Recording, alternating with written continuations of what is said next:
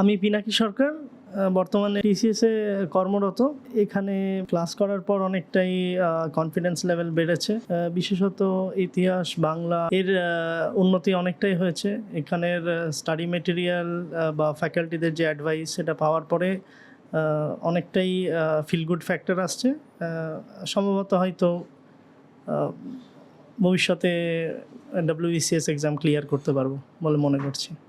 শুরুর দিকে যখন এখানে জয়েন করেছিলাম সেই সময় যেরকম প্রিপারেশন বা ইনফরমেশন আমার কাছে ছিল তার থেকে বর্তমানে অনেকটাই ইমপ্রুভমেন্ট হয়েছে। ক্লাসগুলো যথেষ্ট ইনফরমেটিভ, ফ্যাকাল্টিরা অনেক এক্সপার্টাইজ এবং WBCS রিলেটেড যে কনটেক্সটে যে ইনফরমেশনগুলো প্রয়োজন আমাদের এবং যতটুকু পরিধির উপরে আমাদের প্রিপারেশন করা উচিত সেটার উপরে একটা সম্যক ধারণা ওনারা দিয়েছেন এবং কিভাবে আমরা আমাদের ইমপ্রুভ করতে পারি সেটার উপরেও ওনারা আলোকপাত করেছেন। ধন্যবাদ।